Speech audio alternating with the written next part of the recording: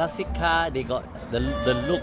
When the first eyes I see their look, I will fall in love with them. And this is my little baby.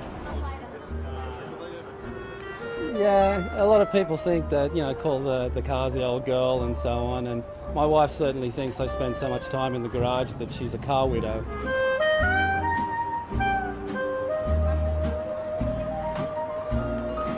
Every boy have a dream car. Slightly bonkers for sure, because we're a little bit, addicted to the hobby.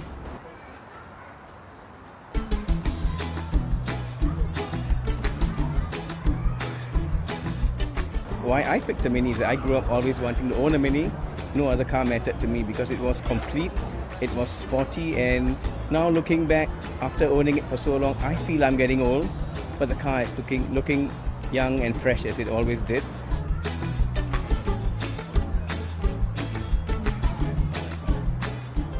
Whatever car I'm driving, whether it's a 60s car or the 30s car, I play the music of that era. You get into the mood.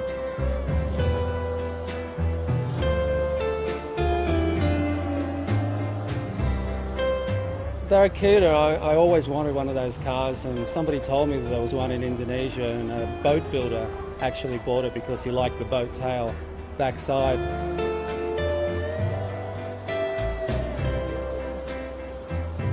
I pretty much had to pull that out of the jungle. My wife doesn't want me to sell it, and then the kids, they always want me to keep that one, so it's the family car with memories.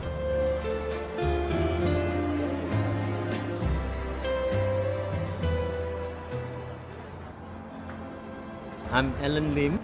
Since I was young, Mercedes is my dream car.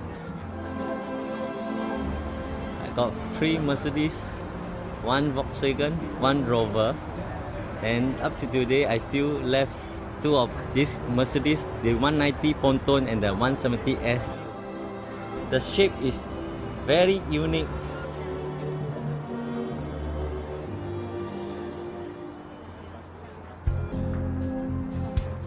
My name is Bernard Lee. Profession is a auditor. This car is a Lotus Esprit S3. This car has been featured in the Bond movie 007, Moonraker, and also The Spy Who Loved Me. I think it's the fun element. In the movie, the car go to the sea.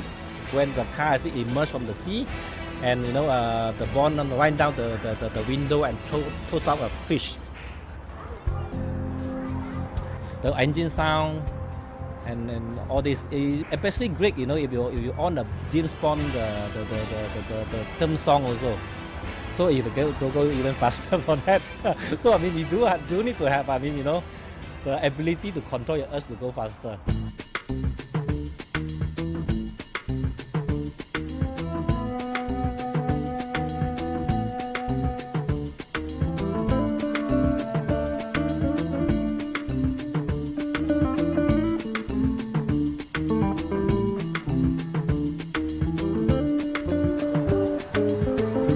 I'm David Christie.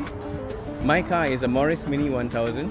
I've owned it for 20 years. My daughter, when she was born, we brought her home in this car, and she's now 18 years old. So in a sense, this is very much part of our family.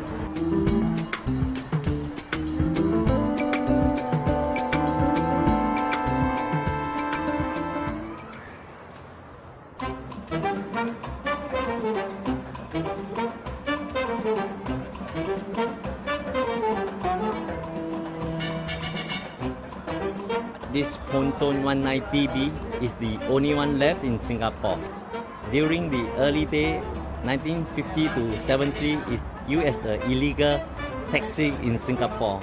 The fare is from Rochor Centre to Sembawang is roughly about 60 cents per ride per person. We call it in Hokkien is Pa Hong Chia. Pa Hong is like a gangster or Ong like that. I'm Kevin White. I've been living in Singapore for about 25 years in the region. I think the best thing about owning classic cars, I have 4 of them in Singapore, just the people that you meet, and researching the car and the era and trying to get that part of it right.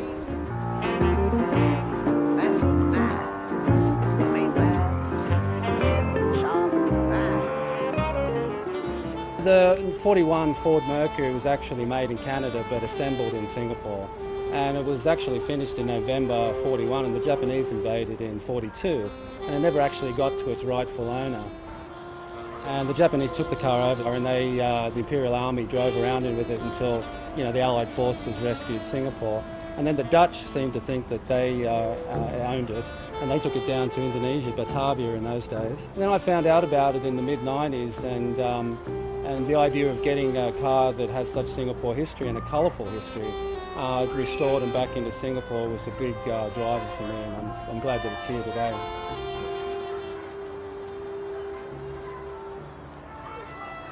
But plus having a piece of art that you can just jump in, stick your arm out the window and get somewhere, because, for me, the last few years I've always seemed to have had more fun getting somewhere than I've actually had once I get there. So the ride to me is pretty important.